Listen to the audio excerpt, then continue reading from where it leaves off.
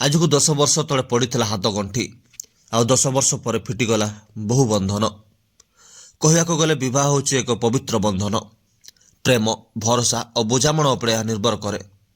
ହଁ ଆଜ୍ଞା, ଯଦି ଏଥିରୁ କୌଣସି ଗୋଟିଏ ବି କମ୍ ହୋଇଯାଏ ତେବେ ବର୍ଷ ବର୍ଷର ସମ୍ପର୍କ ଭାଙ୍ଗିଯାଏ। ଏମିତି କିଛି ହୋଇଛି ଓଡ଼ିଆ ଫିଲ୍ମ ଇଣ୍ଡଷ୍ଟ୍ରିର ନାମୀ ଦାମୀ କଳାକାର ବର୍ଷା ଏବଂ ଅନୁଭବଙ୍କ ସହିତ।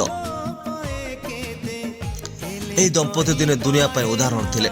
ଉଭୟ ଲଭ୍ ମ୍ୟାରେଜ୍ କରିଥିଲେ। ଉଭୟଙ୍କ ଯୋଡ଼ିକୁ ସଭିଏ ପସନ୍ଦ କରୁଥିଲେ। ହେଲେ ଉଭୟ କିନ୍ତୁ ସେମାନଙ୍କ ବିବାହକୁ ସାରା ଜୀବନ ପାଇଁ ବାନ୍ଧି ରଖିପାରିଲେ ନାହିଁ। ଲଭ୍ ମ୍ୟାରେଜ୍ ସତ୍ତ୍ୱେ ସେମାନେ ସବୁଦିନ ପାଇଁ ଅଲଗା ହୋଇଯାଇଛନ୍ତି। 10 ବର୍ଷ ସମ୍ପର୍କରେ ପଡ଼ିଲା ପୂର୍ଣ୍ଣଚ୍ଛେଦ। ବର୍ଷା ଅନୁଭବଙ୍କ ଛାଡ଼ପତ୍ର ମଞ୍ଜୁରୀ।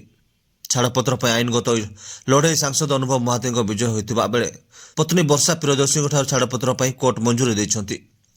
ଏ ସମ୍ପର୍କରେ ତାଙ୍କ ସୋସିଆଲ ମିଡ଼ିଆ ପୋଷ୍ଟରେ କରି ସୂଚନା ଦେଇଛନ୍ତି ଅନୁଭବ। ମିଛ ବିବାହ ଯନ୍ତ୍ରଣାରୁ ତାଙ୍କୁ ମୁକ୍ତି ମିଳିଥିବା ସେ କହିଛନ୍ତି। 10ମ ବିବାହ ବର୍ଷେକୀରେ ଗୋଟିଏ ଦିନ ପୂର୍ବରୁ ସେ ଟ୍ୱିଟର ଖୁସି ପ୍ରକାଶ କରିଛନ୍ତି। ଏହାସହ ବର୍ଷାଙ୍କ ଖୁସି କାମନା ସହିତ ହାପି ରୋଜ୍ ଡେର ଶୁଭେଚ୍ଛା ମଧ୍ୟ ଜଣାଇଛନ୍ତି।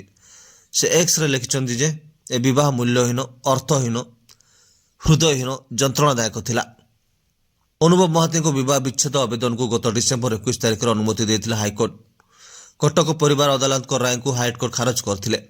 ବିଚାରପତି ଜଷ୍ଟିସ୍ ଅରିନ୍ଦମ ସିହ୍ନା ଓ ଜଷ୍ଟିସ୍ ଶିବଶଙ୍କର ମିଶ୍ରଙ୍କୁ ନେଇ ଗଠିତ ଖଣ୍ଡପୀଠ ଅନୁଭବ ମହାନ୍ତିଙ୍କ ଆବେଦନକୁ ବିଚାର ପାଇଁ ଗ୍ରହଣ କରି କଟକ ପରିବାର ଅଦାଲତ ରାୟକୁ ଖାରଜ କରିବା ସହିତ ବିବାହ ବିଚ୍ଛେଦ ଡିଗ୍ରୀ ଦେବାକୁ କଟକ ପରିବାର ଅଦାଲତକୁ ନିର୍ଦ୍ଦେଶ ଦେଇଥିଲେ।